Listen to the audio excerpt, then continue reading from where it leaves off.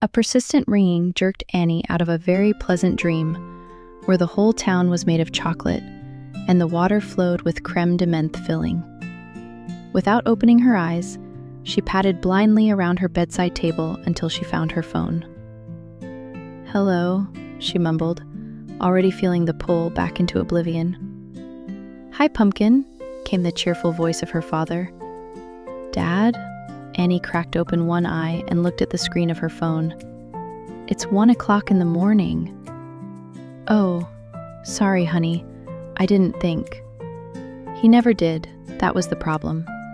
Her father was completely caught up in his own world, which wasn't exactly noted for its adherence to time. In fact, the hours Jake and his minions kept was enough to make Annie's hair stand on end. It was one of the reasons she had opted to live with Karen rather than Jake when they'd divorced. But for all that, he loved her madly, and Annie absolutely adored him. The guilt in his voice made her feel bad. "It's okay."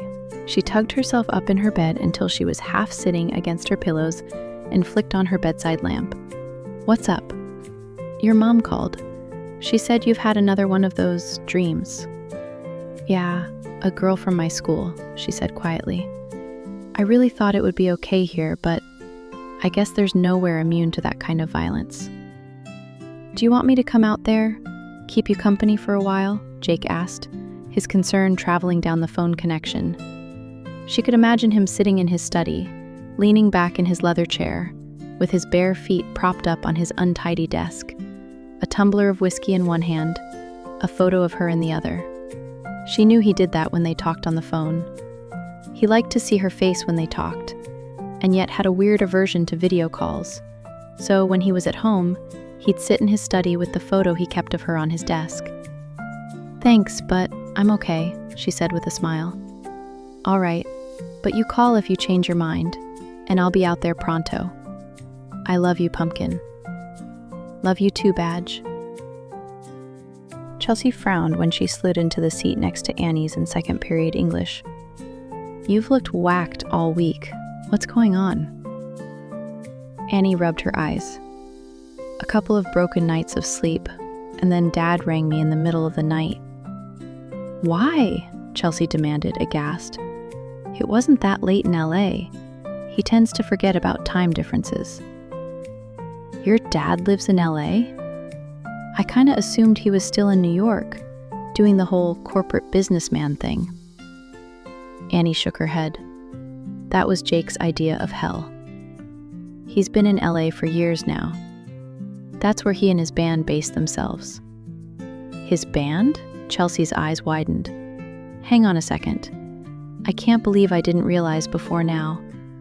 Your last name's Archer. Are you telling me your dad is the Jake Archer, lead singer of Blizzard?" Chelsea's voice had risen with excitement, and Annie gripped her arm. "Shh. I don't want everyone to know, okay?" Chelsea was practically hyperventilating, but seemed to understand and dropped her voice to a whisper. "I can't believe your dad is famous. And super hot." "Ew, Chelsea." Annie's face screwed up. She was used to the spectacle of girls clamoring to get her father's attention, hanging off him whenever they got the chance. But that didn't mean she liked it. He was her dad. It was gross to think of him as some kind of sex symbol. "Sorry, totally inappropriate. Won't happen again. As long as you promise me, I can meet him when you next see him." "Sure," Annie conceded. "I guess that explains how you and your mom can afford to live in such a great house," Chelsea mused. "I mean, your mom's paintings are cool and all, but they'd hardly make you guys rich." Annie bit back an amused grin and decided she wouldn't repeat that part of the conversation to her mother. "Actually, Mom's paintings do make us rich. Her artwork is in demand by some of the top collectors and galleries, both here and in Europe." "Really?" Chelsea slumped back in her seat. "Maybe I should consider a career as an artist." This time, Annie couldn't hold back her grin. She gestured at the doodles scrawled on the front of Chelsea's notebook. "No offense, but you do not have a future career as an artist." Chelsea grinned good-naturedly. Yeah, I guess some talent would be necessary. She glanced up at their teacher entering the room. Can we meet at lunch to finish off the tribute piece? Annie nodded and opened her notebook, ready to start taking notes. By lunchtime, Annie had the bounce back in her step, aided by several strong coffees. Grabbing a sandwich from the cafeteria, she headed for the Ridge High news office. Chelsea was already there and launched straight into excited chatter. I know we decided to be sensitive and not approach Danielle's family, but one of her brothers actually came to me, she announced in satisfaction. He thinks the tribute is a great idea and wanted to make a comment on behalf of his family. That's awesome, Annie enthused. A comment from the family would make the article more authentic, and while Annie did have an ulterior motive for their research, she genuinely wanted to give Danielle the best tribute possible. I know, right?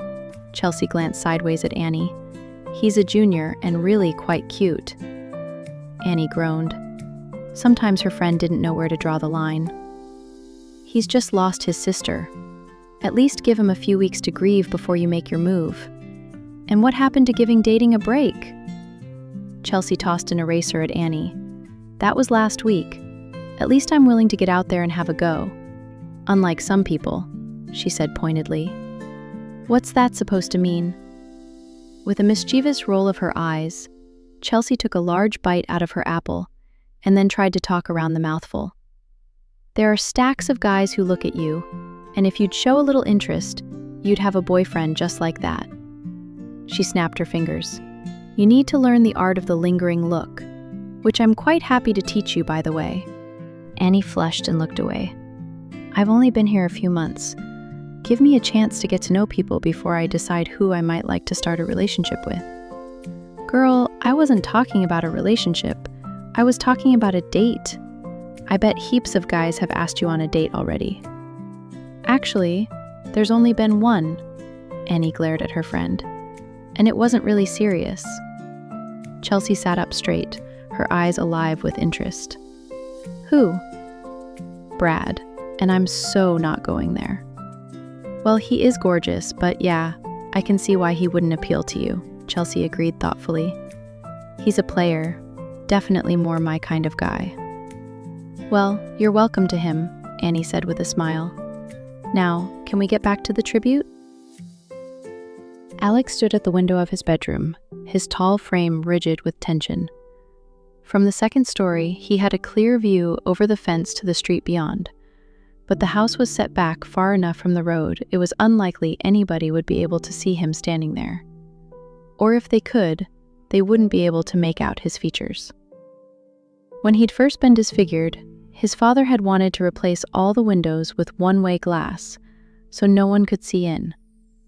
But back then, Alex had had no interest in looking out at the world he could no longer be a part of, so his father had left the windows as is, and instead taken himself away, so he wouldn't have to look at the scarred face of his once handsome son. She wasn't going to come. She'd been too kind to reveal her revulsion when he stood in front of her. But it would be easy to simply not show up. He'd done it enough times himself when he'd been part of the popular crowd, told people he'd be at some event or another, and then never shown. Not that he'd done it for politeness' sake. He simply hadn't cared whether people were relying on his attendance or not. He did what he wanted, period. Annie's motives would be less self-serving, but she still wouldn't come, and that was perfectly understandable. Besides, he didn't want her to come. He didn't want to be her charity case, the poor, disfigured boy she felt sorry for. Nor did he want to be her friend. He didn't know how to do friendship, at least not the kind she'd be used to. Friendship in his former circle had been superficial, with little or no genuine liking. It had been all about being seen with the right people, not about choosing people he might have actually had a connection with. So no, he didn't want her in his pathetic little life. Yet, here he stood, keeping silent watch. He couldn't understand why he was torturing himself like this. He'd learned it was better to accept the worst before it even happened, and then he couldn't possibly be disappointed. People let each other down all the time. That was a fact of life. A figure rounded the corner and walked down the street. As she got closer, he recognized the mahogany sheen of Annie's long hair. She had gorgeous hair, he thought absently. She stopped at the entrance to the grounds and fiddled with the stiff catch on the side gate. She was coming. He stiffened and instinctively drew the hood up over his head. Sighing, he let it drop back. What was the point? She'd already seen the horror that was his face. There was little use trying to hide it now. The doorbell rang, and for a moment, he thought about not answering it. Eventually, she'd go away, and with her, the hope of a friend. How quickly his thoughts had changed when she'd actually shown up. He was so pathetic. He reined his hopes in slightly. A friend wasn't likely, but maybe some companionship was a possibility. In truth, he was so lonely, he'd settle for whatever crumb of attention she was willing to give him. But he was also terrified of opening himself up. How could anyone look past the atrocity to see inside him? Especially when the inside wasn't much to be proud of either. His own father hadn't been able to do it, so how could a hotshot city girl with the world at her feet? The doorbell rang again, and he found himself bounding down the stairs, anxious she shouldn't leave. Well, he guessed that answered that. His instincts, against his better judgment, wanted to take the chance. Annie was turning away from the door when it was abruptly yanked open. Alex stood in the doorframe, fairly bristling with uncertainty and discomfort.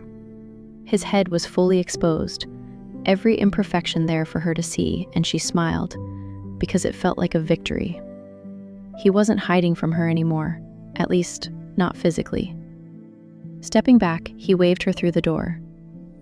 "I was beginning to think you weren't going to answer." "I thought about it," he acknowledged gruffly. "I didn't expect you to come, and I have to admit, most of me didn't want you to." "Ouch. I'm sorry. That was rude." He slammed the door shut and ran his hand agitatedly through his cropped hair, his long fingers skimming lightly over the angry scars. "I've been isolated for so long, I don't know what to do." Annie impulsively reached to touch his arm, but he immediately flinched away. She swallowed and drew her hand back. She wasn't going to let it get to her. He was damaged, and she needed to take things at his pace. Let him get to know her and become comfortable with her presence. She'd already had that little pep talk with herself on the walk over, and she wasn't going to forget it. "I don't want you to pretend with me, Alex. I'm a New Yorker. We're used to rude." She smiled at his look of surprise. She shifted her gaze away from him and surveyed the foyer they were standing in, taking in the double-height ceiling with its spectacular chandelier and wide, sweeping staircase. "So, you're all alone here then?" He strode towards the back of the foyer, towards another set of concealed stairs, which descended to the basement. Annie followed. "Virtually. I have a live-in housekeeper, Maria, but she's away for a few days." He started down the stairs, glancing back over his shoulder to her. "We're all alone. Are you still sure you want to come into the beast's lair?" It was said a little too casually. He was still bracing himself for her to leave. "I'm sure, unless you really don't want me here." She stopped, one step down. Maybe that was it. Maybe this was a bit much for him. In the forest, he could disappear at any moment, step back into the shadows, and go. But here, in his house, he was trapped and exposed. "Alex, if you want me to go, just say. I won't be offended." He was a couple of steps further down, and when he stopped and turned, their eyes were level. He glanced away and then back at her. "I want you here." "Good," she smiled happily. His eyes flared and quickly shuttered before he spun and jogged to the bottom of the steps, where he waited for her to catch up. "Where are your parents?" she asked. She already knew his father had taken off, but Chelsea hadn't mentioned anything about his mother. His face closed, and she thought he wasn't going to answer. But he surprised her, and probably himself, with the truth. Mom died when I was young. Dad's based in New York. He's a Wall Street trader, so it makes sense. But that's not why he's really there. He can't stand to see me like this. He gestured at his face. He tried, for a few days, but he couldn't look at my face, and it became awkward for both of us. He checks in every now and then, but... I'm sorry, she said quietly. Again, she wanted to reach out and offer him comfort, but checked the urge. No wonder he expected her to run. Clearing his throat, he gestured to his side. This is my gym. Annie looked around her in amazement. It was one huge room, the size of the footprint of the house. There was gym equipment she recognized, from a treadmill to several weights machines. But there was also a whole host of other things. She swallowed. What had she got herself into? "What do you think?" Alex asked, examining her wide-eyed expression doubtfully. "I think I might have changed my mind. This looks like my idea of a torture chamber," she said ruefully. He laughed, the sound reverberating around the room. The look of surprise on his face had her wondering how long it had been since he'd had the urge to laugh. After the disfigurement, I had a lot of time on my hands. To fill the time, I have become a devoted online student. It's funny how enthralling knowledge is when you have nothing better to do, he explained wryly. And I also developed a passion for fitness. I used to be on the basketball team, so it wasn't much of a stretch. Annie waved her hand at the room. "This looks like a lot more than simple fitness." He nodded. "It is. After a while, running and lifting weights wasn't enough. I needed a new challenge. So I've been training myself in various martial arts, as well as some acrobatics, parkour, and free running. You'd be amazed what you can learn online." Annie had seen YouTube videos of people practicing parkour. It was fascinating to watch, and she'd love to see Alex demonstrate it. But she had absolutely no intention of trying it for herself. "Just for the record, I'm not dangling from ropes or any crazy stuff, okay?" His lips twisted into a lopsided smile. "Don't panic. We'll start with the basics, which is going to depend on where your level of fitness is currently at." He quirked an inquiring brow. "I consider a brisk walk good exercise," Annie stated matter-of-factly. She did not enjoy exercise, and the only reason she was even considering it was to get to know Alex. "What about jogging or team sports?" "Not if I can possibly help it." "I see.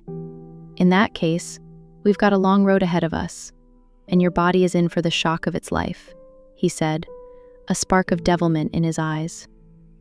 Annie groaned. "Is it too late to renege?" "Yes." He strode purposefully over to the treadmill. Annie followed reluctantly. The first rule of self-defense is not to get involved in the first place. If you possibly can, run away. So, he patted the treadmill's sturdy frame. "We're going to start your lessons with cardio and build up your fitness. We'll begin with intervals. Walk, run, slowly building up until you can run consistently. Did you bring running shoes?" Annie's shoulders slumped. This wasn't exactly what she'd had in mind. She thought he'd teach her a few nifty moves to evade an attacker, and she'd spend the rest of the time getting to know him. This was going to be a nightmare. "Yes," she mumbled dejectedly. When Annie walked through the kitchen door, Karen's welcoming smile abruptly dropped. What happened? Her mother's concern was unsurprising. Annie was not a pretty sight. "I exercised." "Why?" Karen exclaimed, in complete accord with her daughter's natural aversion to excessive physical activity. "I've been asking myself the very same question." After a heck of a lot more running on the treadmill than she would have liked, Alex had taken her through a weight session where she'd used muscles she didn't even know existed until today. Then he'd finally finished things off on the padded area, teaching her a few basic self-defense moves, with the promise of more to come. Karen smiled. "Rather you than me, but I guess it won't do you any harm." Are you sure about that? Annie eased herself down into a kitchen chair with a groan. My legs are literally shaking with fatigue. Pulling open a pre-mixed salad pack and dumping it in a bowl on the table, Karen raced back to the oven and pulled out a foil tray with some kind of store-bought tuna bake. I've been back to the crime scene a couple of times, Annie said casually, while Karen laid the food out on the table and sat down. Annie immediately filled her plate. I don't think I've ever been so hungry in my life. No wonder the basketball team eats as much as they do. Uh-huh. Karen served herself a much smaller portion. Back to you revisiting the crime scene. I know you want to figure out what happened that night, but there's a killer wolf out there, honey. I don't want you going back there again. Annie swallowed her mouthful of salad. You're not the only one. I have a guardian angel, of a sort. She had decided to tell Karen about Alex. She'd never lied to her mother, and she didn't plan on starting now. Besides, she didn't want him to be a dirty little secret. Karen rolled her eyes, a forkful of pasta poised halfway to her mouth. More information. His name's Alex, and he's sort of been keeping an eye on me when I've been in the forest, making sure nothing happened to me. He's agreed to teach me self-defense, hence the new exercising me. Karen's eyes narrowed. And how old is he? About the same age as me. Visibly relaxing, Karen nonetheless continued the gentle interrogation. He's at school with you. That's good. I take it you've been working out in the school gym then? Annie squirmed. Not exactly. Alex isn't in school anymore. He does his classes online. He's got a massive gym set up in his basement and, that's where I've been. Karen carefully placed her fork down on her plate and linked her hands together on the table. It was a serious gesture Annie didn't miss. I know in our family you're probably the most responsible of the three of us, but this is one of those times where I need to be the parent. Are his parents home? No. His mom's dead and his dad is based in New York. There's a live-in housekeeper, but she's away for a few days. Annie hoped she wouldn't regret her honesty. I'm not comfortable with you spending time alone in a boy's house, especially when you've only just met him. It's not like that, Mom. I promise. We're just friends. Karen studied Annie's face carefully. Why doesn't he go to school? There was some kind of accident. I don't know the details, but he kind of dropped out of sight. The Hamilton kid? Karen asked in surprise. So even her mom had heard the stories. Yes, but you've got to keep it to yourself that he's still around. He doesn't want anyone knowing. If you want to continue spending time with him, I need to meet him, Karen stated firmly. Great. Of all the times for her to step up in the parenting stakes, Annie sighed. I'll ask him. Karen started to open her mouth, but Annie beat her to it. Whatever the accident was, it left him disfigured. Really disfigured. That's why he stays hidden in his house. Poor kid, Karen murmured, picking her fork up again and scooping up a small piece of tuna. It's a really big deal he's let me into his life. If he agrees to meet you, you're going to have to be cool, Mum, Annie said passionately. Karen threw her hands up in the air in surrender, and, unnoticed by her, the chunk of tuna that had been attached to her fork flew halfway across the kitchen and landed with a squidgy plop on the fridge door. All right, I promise I'll be cool. What did he look like before the accident? Annie shrugged. I don't know. You mean you haven't looked up old yearbooks? No. If he wants to show me, he will. He is the way he is now. Why mourn the loss of what he used to look like? He probably does that enough himself without me doing it too. Karen studied Annie ruefully. Sometimes I wonder how your father and I produced you. You're certainly wiser and more mature than either of us.